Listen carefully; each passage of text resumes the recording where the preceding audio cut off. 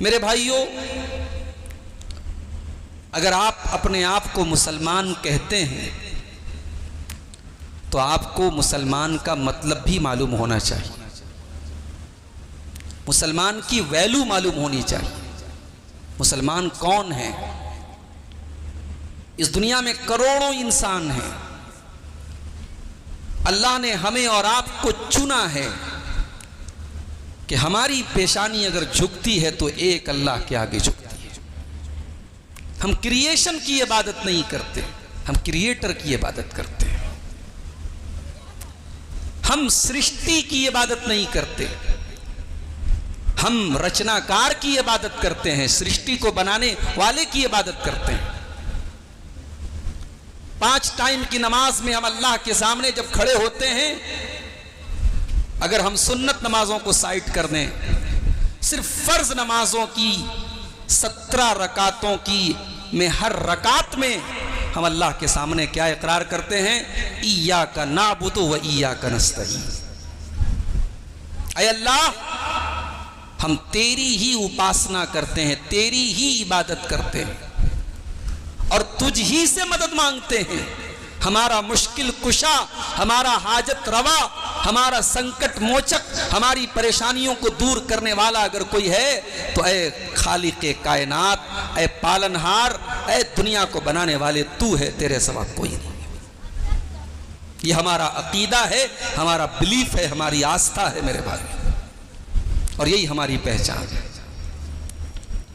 اگر ہماری پہچان ہمارے اندر نہیں ہے، ہمارا نام عبداللہ ہے، ہمارا نام عبد الرحمن ہے، ہمارا نام محمد احمد ہے، ہمارا نام تو مسلم والا ہے، لیکن ہماری پیشانی ہر در پہ جھک رہی ہے، اس کا مطلب کہ ہم نے اپنے دین کو سمجھا ہی نہیں ہے میرے بھائی۔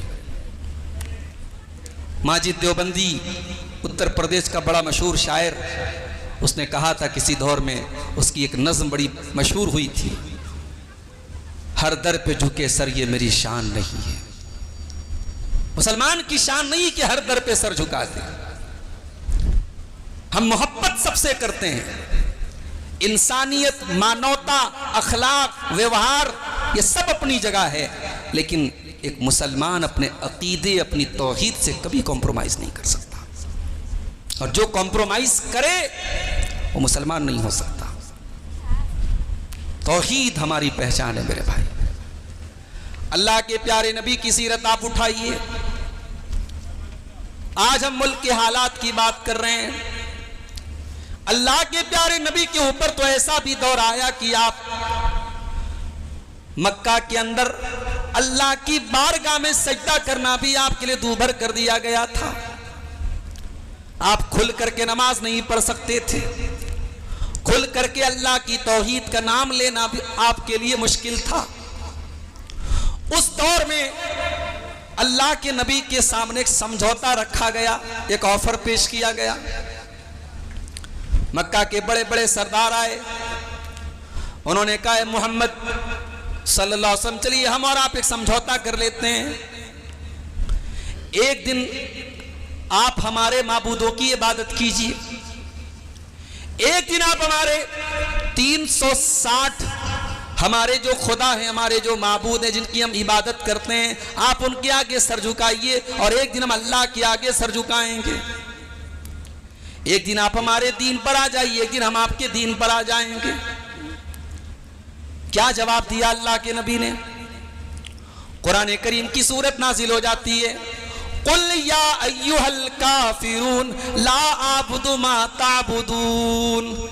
اے نبی ان کو جواب دے دیجئے، اے اللہ کا انکار کرنے والوں، اے توحید کا انکار کرنے والوں، لا أَعْبُدُ مَا تَعْبُدُونَ، جس کی عبادت تم کرتے ہو اس کی عبادت میں نہیں کر سکتا، اور جس کی عبادت میں کرتا ہوں، جب تک تم اللہ کو چھوڑ کر کے اوروں کی عبادت کر رہے ہو تب تک تم اللہ کی توحید والے نہیں بن سکتے ہو۔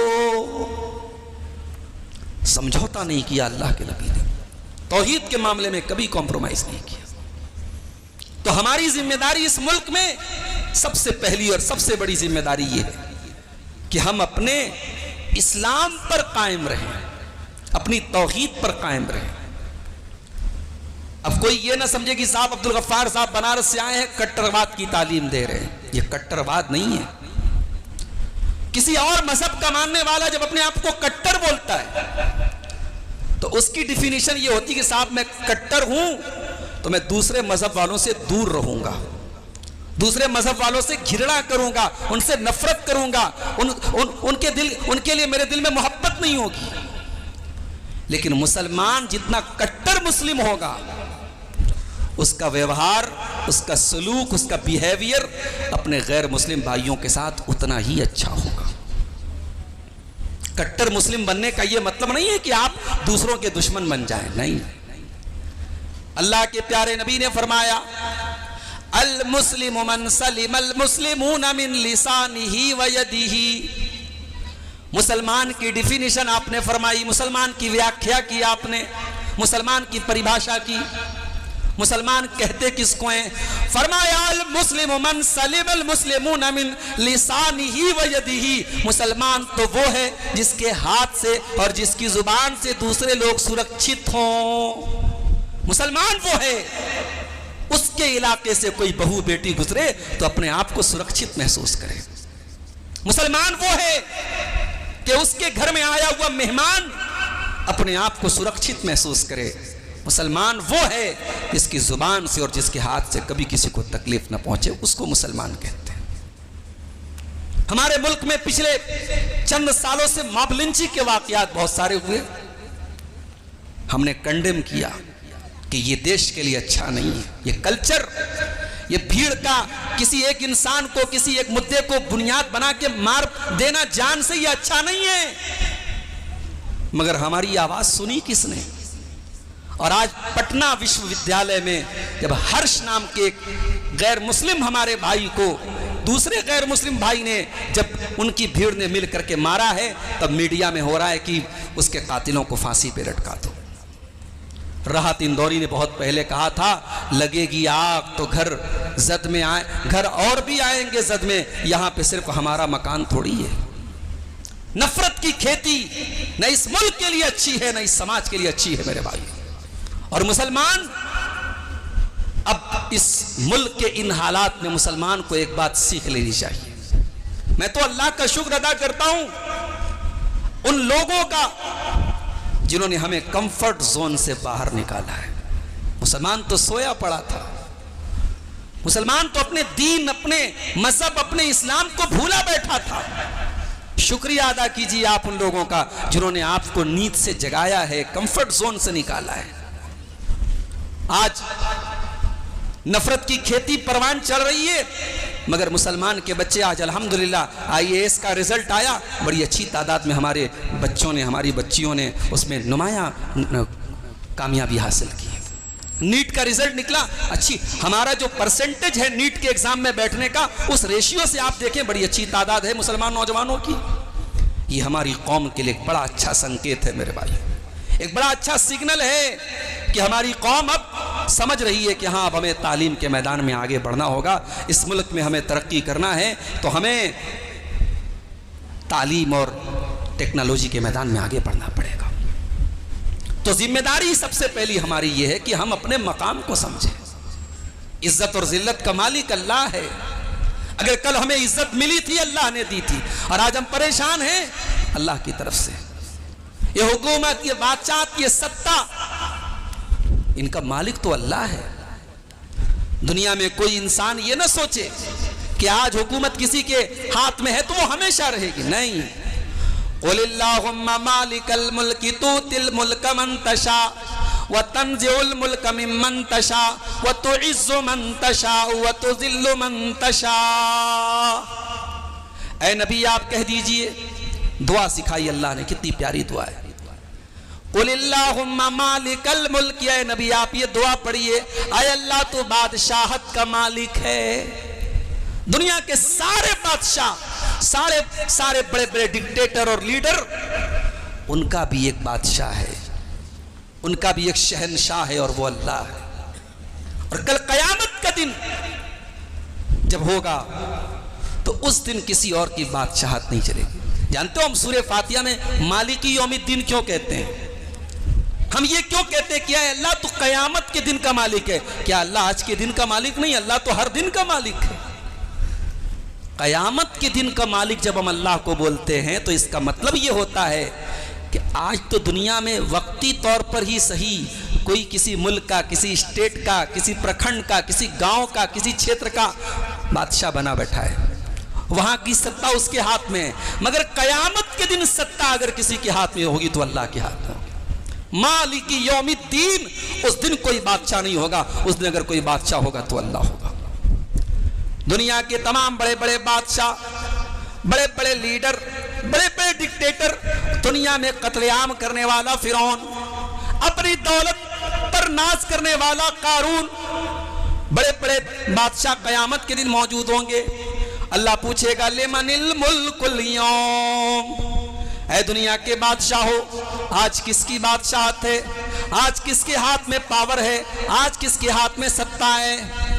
سارے کے سارے بادشاہ، سارے کے سارے لیڈر خاموش ہیں، کسی کی زبان سے کوئی جواب نہیں نکل رہا ہے۔ اللہ تعالیٰ خود ہی جواب دے گا للہ الواحد القہار، آج اگر پاور ہے تو اللہ کے ہاتھ میں، آج اگر سلطنت ہے تو اللہ کے ہاتھ میں، آج اگر حکم چلے گا تو اللہ کا چلے گا۔ مسلمان اس دنیا میں رہتا ہے مگر اس دنیا کی بھی فکر کرتا ہے۔ مسلمان کی یہ بھی ذمہ داری ہے۔ مسلمان بھرشٹاچاری نہیں ہو سکتا، مسلمان کرپشن نہیں کر سکتا، مسلمان 420 نہیں کرتا، اور جو کرتا ہے وہ اپنے ایمان اور اسلام پر دھبا لگاتا ہے۔ جو کہ مسلمان کا عقیدہ یہ ہے، اس کی آستھا یہ ہے، اس کا بلیف یہ ہے کہ اس دنیا میں ہم جو کریں گے اس کا پھل وہاں بھوگیں گے۔ اور یہ بات یاد رکھو، اسلام میں کوئی ایسا کانسیپٹ نہیں کہ صاحب ہم مسلمان ہیں تو دودھ کے دھلے ہو گئے۔ جیسے یہودیوں کا کانسیپٹ تھا، یہودیوں کا کیا کانسیپٹ تھا؟ یہودی کہتے تھے نحن ابناء اللہ، ہم اللہ کے بیٹے ہیں، اللہ کے چہتے ہیں، ہم تو نبیوں کی اولاد ہیں، ہمیں تھوڑی جہنم کی آگ چھوئے گی۔ عیسائیوں کا کیا کانسیپٹ تھا؟ عیسائی کہتے تھے صاحب عیسیٰ مسیح تو سولی پہ چڑھ گئے، سارے آدم کی اولاد کا گناہ انہوں نے اپنے سر پہ لے لیا، اب جو بھی گناہ کرو، جو بھی ریپ کرو، قتل کرو، مرڈر کرو، شراب پیو، زنا کرو، کوئی حرج کی بات نہیں، سارے کرائمز تو جیسس نے اپنے ہاتھ پہ، اپنے سر پہ لے لیے۔ اسلام کا یہ کانسیپٹ نہیں ہے میرے بھائی۔ اللہ قرآن میں کہتا ہے لیس بامانیکم ولا امانی اہل الکتاب، اے مسلمانوں کان کھول کر کے سن لو، جنت تمہاری آرزوؤں سے نہیں ملے گی، تمہاری تمناؤں سے نہیں ملے گی، نہ اہل کتاب کی تمناؤں سے ملے گی، نہ تمہاری تمناؤں سے ملے گی۔ من یعمل سوءا یجز بہ، اگر تم برا عمل کرو گے تو بدلہ تم کو قیامت کے دن ملے گا۔ مسلمان اگر کرپشن کرتا ہے اس کا مطلب کہ وہ قیامت کے دن پر ایمان نہیں رکھتا ہے۔ قرآن کا 30واں پارہ کھولو، اللہ فرماتا ہے وَيْلٌ لِّلْمُطَفِّفِينَ، بربادی ہے، جہنم ہے ناپ تول میں کمی کرنے والوں کے لیے۔ الَّذِينَ إِذَا اكْتَالُوا عَلَى النَّاسِ يَسْتَوْفُونَ، جب سامان خریدنے جاتے ہیں، جب سامان لینے جاتے ہیں تو پورا پورا تول کے لیتے ہیں۔ وَإِذَا كَالُوهُمْ أَوْ وَزَنُوهُمْ يُخْسِرُونَ، اور جب سامان دینے کا نمبر آتا ہے تو ڈنڈی مارتے ہیں، کم دیتے ہیں، کم تولتے ہیں۔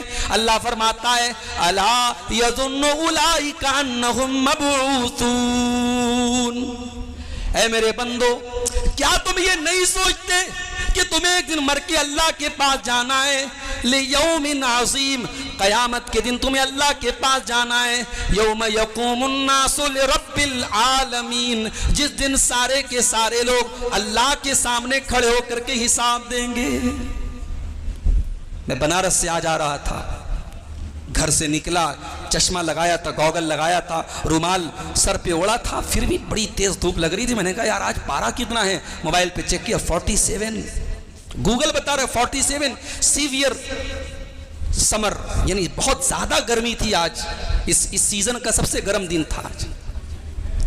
یہ گرمی ہم سے برداشت نہیں ہوتی، ہم کار میں بیٹھتے ہیں اے سی کے بغیر نہیں چل سکتے۔ ہم ڈاکٹر صاحب کے یہاں ہم گئے، وہاں اے سی جو ہے کام نہیں کر رہا تھا، پسینے پسینے ہو گئے، ہم سے برداشت نہیں ہوتی یہ گرمی۔ یہ گرمی کب ہے؟ جب سورج 9 کروڑ 30 لاکھ میل دور ہے، 14 करोड़ 90 लाख किलोमीटर दूर है सूरज। कयामत के दिन ये सूरज 1 मील की दूरी पर होगा। उस दिन की गर्मी से हम कैसे बचेंगे मेरे भाई? मुसलमान इस दुनिया में जब अपनी दुनिया की गर्मी से बचने के लिए कूलर लगाता है, एसी लगाता है, पंखा लगाता है, अपने घर में इन्वर्टर लगाता है, तो उसको ये भी सोचना चाहिए कि कब्र के अजाब की गर्मी से वो कैसे बचेगा, और जहन्नम की आग की गर्मी से कैसे बचेगा, और क़यामत के दिन की गर्मी से कैसे बचेगा।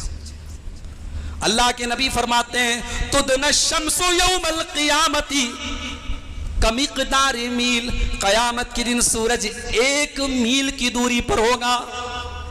1.6 किलोमीटर की दूरी पर यह सूरज होगा और गर्मी का ये आलम होगा। अल्लाह के नबी फरमाते हैं कोई अपने टखनों तक, कोई घुटनों तक, कोई कमर तक, कोई पूरा का पूरा पसीने में डूबा हुआ होगा, और सारे के सारे लोग नंगे बदन होंगे। सूरज सर पर 1 मील की दूरी पर, और सारे के सारे लोग, एवरीवन विल बी नेकेड, सारे के सारे लोग नंगे होंगे, किसी के बदन पर कपड़ा ना होगा। जैसे माँ के पेट से बच्चा निकलता है, नंगा निकलता है, उसी हाल में मैदान महशर में सब इकट्ठा किए जाएंगे। और जब अल्लाह के नबी ने यह हदीस बयान की तो हजरत आयशा ने एक सवाल किया, कहा अल्लाह के नबी जब सारे के सारे लोग नंगे होंगे, अर्रिजालु वन्निसाउ जमिया, वहां पे मर्दों की भीड़ भी होगी, वहां पे औरतों की भीड़ भी होगी। यंजुरु बाजुहुम बाजा, अल्लाह के नबी ये तो बड़ी शर्म की बात होगी, मर्द औरतों को देखेंगे, औरतें मर्दों को देखेंगी। यानी हजरत आयशा ये मानने को तैयार ही नहीं है। उनके लिए ये इमेजिनेशन और तसव्वुर के बाहर की बात है कि मर्द और औरत साथ हों और नंगे हों, मर्दों और औरतों का मजमा और सब के सब नंगे हों। हजरत आयशा की गैरत, उनकी शर्मो हया ये सुनने को भी तैयार नहीं है। मेरी बहनों, आज औरत की तरक्की के नाम पे और औरत को समाज में इज्जत देने के नाम पे जो औरत का चरित्र हनन किया जा रहा है, उसके कैरेक्टर को जो उसको गिराया जा रहा है, उसको बेहया जो बनाया जा रहा है, मेरी बहनों ये माफ़ कीजिएगा, ये इस्लाम का कल्चर नहीं है। हज़रत आयशा ने पूछा अल्लाह के नबी जब मर्दों और औरतों की भीड़ होगी और सब नंगे होंगे तो ये तो बड़ी शर्म आएगी, लोग एक दूसरे को देखेंगे। अल्लाह के नबी ने फरमाया अर्रिजालु वन्निसाउ जमीआ यंज़ुरु बाज़ुहुम बाज़ा, अल्लाह के नबी ने फरमाया या आयशा अल अम्रु अशद्दु मिन अन युहिम्महुम ज़ाका, आयशा क़यामत के दिन किसी को इतनी फुर्सत नहीं होगी दूसरे को देखे। क़यामत के दिन तो नफ्सी नफ्सी का आलम होगा। मेरे भाइयों, मुसलमान उस दिन पर ईमान रखता है, और जो उस दिन पर ईमान रखेगा वो कभी किसी के साथ गलत नहीं करेगा। आज अफसोस होता है, कचहरी में चले जाओ, अदालत में चले जाओ, मुसलमानों के केसेस आपको ज़्यादा मिलेंगे। भाई का भाई के खिलाफ मुकदमा चल रहा है, बाप का बेटे के खिलाफ मुकदमा चल रहा है, बहन की जायदाद भाई हड़प के बैठा हुआ है, चाचा की जायदाद भतीजा हड़प के बैठा है, भतीजे की ज़मीन पर चाचा ने कब्जा करके रखा। क्या हो रहा है ये? माफ़ कीजिएगा मेरे भाई, दुनिया में आपने किसी की ज़मीन नाजायज़ तरीके से ले भी ली, इतना तो आप भी मानते हैं कि मरने के बाद वो को ज़मीन आपके काम आने वाली नहीं है। सब ठाट पड़ा रह जाएगा जब लाद चलेगा बंजारा। जिस दिन मौत आएगी ये सारी जमीन, सारी जायदाद, सारा बैंक बैलेंस सब छोड़ के जाना पड़ेगा, कब्र में कुछ भी लेके न जाएंगे आप। लेकिन हाँ, अगर आपने नाजायज तरीके से एक बालिश्त जमीन, बालिश्त किसको बोलते हैं? ये हमारे हाथ की हथेली का जो माप होता है ना, इसको उर्दू में बालिश्त बोलते हैं, इसको उर्दू में बालिश्त बोलते हैं। एक बालिश्त कितना हुआ? मेरे ख्याल से आधा फीट हुआ। इतनी ज़मीन अगर किसी ने किसी की नाजायज़ कब्ज़ा की है, अल्लाह के नबी फरमाते हैं तुफ़्फ़िक़ मिन सब'i अर्दीन यौमल क़ियामा, क़यामत के दिन 7 ज़मीनें उसके गले में डाल करके उसका तौक बना करके उसको अज़ाब दिया जाएगा। नाजायज़ तरीके से अगर किसी का हक मारा है क़यामत के दिन तो चुकाना पड़ेगा मेरे भाई। अभी हज का सीज़न चल रहा है, हमारे इंडिया के हाजी लोग सऊदी अरब गए होंगे, वहाँ रुपया नहीं चलता है, रियाल चलता है। देश बदल गया, करेंसी बदल गई। हाँ, रुपया आप लेके जाएंगे, इंडियन रुपीस लेके जाएंगे, INR लेके जाएंगे, नहीं चलेगा। वो कहेगा साहब सऊदी अरब का रियाल लाइए, आप करेंसी चेंज हो गई। قیامت کے دن کی کرنسی کیا ہوگی؟ اللہ کے پیارے نبی فرماتے ہیں قیامت کے دن کی کرنسی مال نہیں ہوگا، قیامت کے دن کی کرنسی زمین نہیں ہوگی، قیامت کے دن کی کرنسی آپ کی نیکیاں ہوں گی اور آپ کے گناہ ہوں گے۔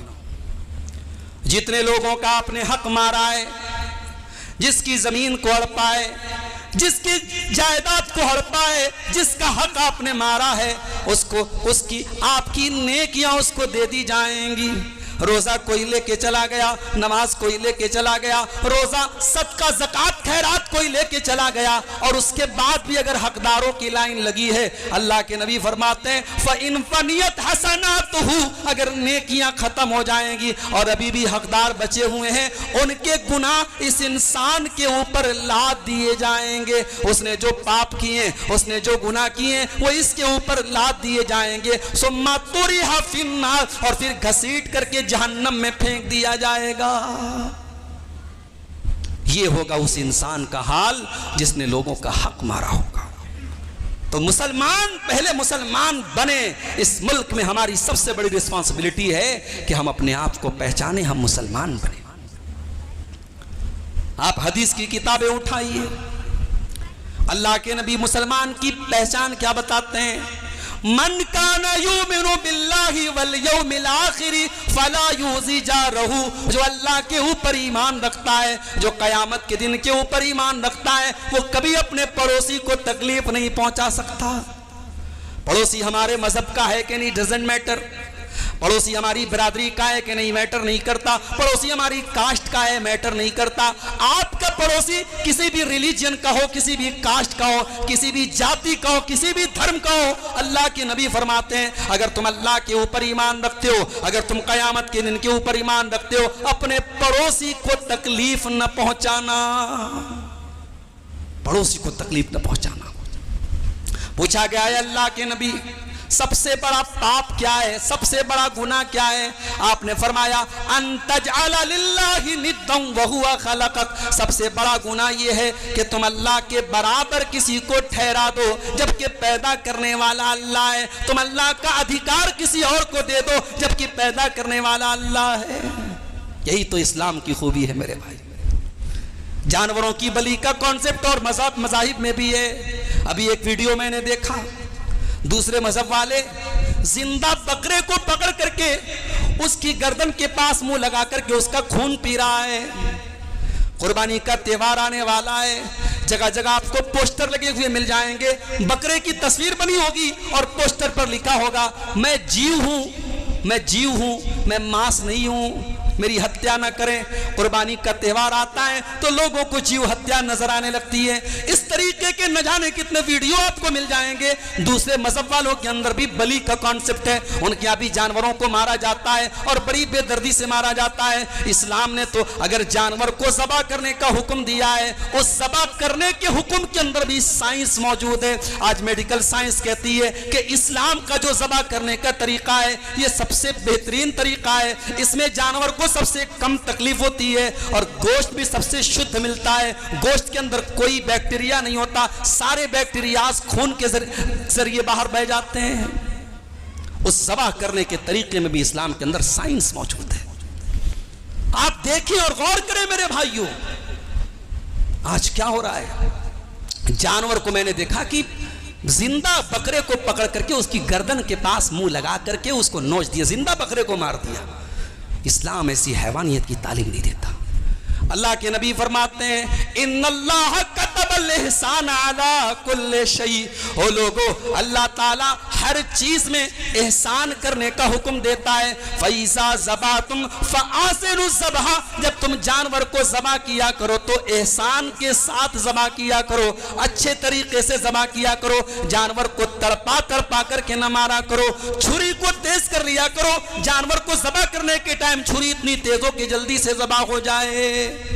اسلام اگر ہمیں گوشت کھانے کی تعلیم دیتا ہے تو آپ غور کیجئے میرے بھائیوں، اس میں بھی اسلام کے اندر انسانیت سکھائی گئی۔ اور جب ہم جانور کے گلے پر چھری چلاتے ہیں تو ہم کیا کہتے ہیں؟ بسم اللہ اللہ اکبر، ہم یہ جانور جو ذبح کر رہے ہیں ہم اس لیے نہیں کر رہے کہ اس جانور سے ہم کو نفرت ہے اور اس جانور سے ہم کو عداوت ہے. اس جانور کو اللہ نے ہماری خوراک بنایا ہے, ہماری غذا بنایا ہے. اس اللہ کا, اس پالنہار کا, اس پرمیشور کا ہم شکریہ ادا کرتے ہیں اور اس کا نام لے کر کے ہم جانور کو ذبح کرتے ہیں. جانور کو ذبح کرنے کے ٹائم بھی اللہ کا نام لینا ضروری ہے. اگر آپ بہترین طریقے سے جانور کو ذبح کر رہے ہیں, بہت بڑھیا بکرا لا رہے ہیں, لیکن اگر آپ نے اس رولنگ کو فالو نہیں کیا, اللہ کا نام نہیں لیا آپ نے ذبح کرنے کے ٹائم, تو پھر آپ کا جانور جو ہے وہ حرام ہو جائے گا, وہ آپ نہیں کھا سکتے اس کو. یہ ہے اسلام. جنازے کی نماز پڑھی جا رہی ہے. امام صاحب نے اللہ اکبر کہہ کر کے جنازے کی نماز شروع کی. ہر نماز میں رکوع بھی ہے, سجدہ بھی ہے, لیکن جنازے کی نماز میں رکوع نہیں ہے, سجدہ نہیں ہے. کیوں نہیں ہے؟ اسلام توحید والا مذہب ہے. اسلام نے جنازے کی نماز میں سجدہ نہ رکھا, اسلام نے جنازے کی نماز میں رکوع نہ رکھا تاکہ دنیا کو کہیں یہ میسج نہ چلا جائے. اسلام اس مرے ہوئے انسان کو سجدہ کرنے کا حکم دیتا ہے, اس مردے کو سجدہ کرنے کا حکم دیتا ہے, اس لیے مردہ سامنے رکھا ہے. تو کھڑے ہو کر کے نماز پڑھی جا رہی ہے, نہ رکوع کیا جا رہا ہے نہ سجدہ کیا جا رہا ہے. اور جنازے کی نماز میں اس مردے سے کچھ نہیں مانگا جا رہا ہے, اس مردے کے لیے اللہ سے مانگا جا رہا ہے. اللہم اغفر لحینا ومیتنا وشاہدنا وغائبنا وصغیرنا وکبیرنا وذکرنا وانثانا. اے اللہ ہمارے زندوں کو بخش دے, ہمارے مردوں کو بخش دے, جو موجود ہیں ان کو بخش دے, جو موجود نہیں ہیں ان کو بخش دے. اے اللہ مردوں کو بخش دے, اے اللہ عورتوں کو بخش دے, اے اللہ چھوٹوں کو بخش دے, اے اللہ بڑوں کو بخش دے. سب کی بخشش کی دعا مانگتے ہم جنازے کی نماز میں. تو اسلام توحید والا مذہب ہے میرے بھائیوں. مگر آج کیا ہو رہا ہے؟ وہ دی جس سے توحید پھیلی جہاں میں, وہ بدلا گیا آ کے ہندوستاں میں. مولانا الطاف حسین حالی نے 100 سال پہلے نقشہ کھینچا تھا کہ مسلمانوں میں شرک کے اڈے اور شرک کے کیسے کیسے مراسم مسلمانوں کے اندر آ گئے. مولانا الطاف حسین حالی نے بڑا اچھا نقشہ کھینچا تھا. فرمایا, کرے غیر گر بت کی پوجا تو کافر, کواکب میں مانے کرشمہ تو کافر, جھکے آگ پر بہرے سجدہ تو کافر, جو ٹھہرائے بیٹا خدا کا تو کافر. یہ سارا کام غیر مسلم کرتا ہے. وہ آگ کے آگے سجدہ کرتا ہے, وہ ستاروں کے آگے سجدہ کرتا ہے, وہ عیسیٰ علیہ السلام کو اللہ کا بیٹا کہتا ہے. ہم کہتے ہیں کافر ہے. مگر مومنوں پر کشادہ ہے راہیں, پرستش کرے شوق سے جس کی چاہیں. نبی کو جو چاہیں خدا کر دکھائیں, اماموں کا رتبہ نبی سے بڑھائیں. مزاروں پہ جا جا کے نظریں چڑھائیں, شہیدوں سے جا جا کے مانگے دعائیں. نہ توحید میں کچھ فرق اس سے آوے, نہ اسلام بگڑے نہ ایمان جاوے. میرے بھائیوں, دو رنگی چھوڑ دے, یک رنگ ہو جا, سراسر موم ہو یا سنگ ہو جا. جب لا الہ الا اللہ پڑھتے ہو تو توحید والے بن جاؤ, اور شرک کی کوئی گنجائش اپنے گھر میں باقی نہ رہنے دو. یہی اس ملک میں ہماری سب سے بڑی ذمہ داری. اپنی توحید کی حفاظت کیجیے. حکومتیں آئیں گی اور جائیں گی, ستا پریورتن ہوتا رہے گا, کوئی آج ہے کل نہیں ہوگا, مگر ایمان باقی رہے, اسلام باقی رہے, توحید باقی رہے. ایک مسلمان کا امتیاز, یہ اس کی پہچان یہی ہے میرے بھائی. اللہ کے نبی نے فرمایا, لا تقوم الساعۃ, قیامت اس وقت تک نہیں آئے گی, حتی تضطرب علیات نساء دوس, جب تک کہ وہ زمانہ نہ آ جائے قبیلہ دوس کی عورتیں ذوالخلصہ نامی بت کا چکر نہ لگائیں گی. مسلمان عورتیں بتوں کی پوجا نہ کریں گی, مسلمان عورتیں شرک نہ کریں گی, مسلمان عورتوں کے اندر بھی بت پرستی نہ ہونے لگے گی, تب تک قیامت نہ آئے گی. تو یہ پہلی ذمہ داری ہے کہ ہم توحید کے راستے پر آ جائیں.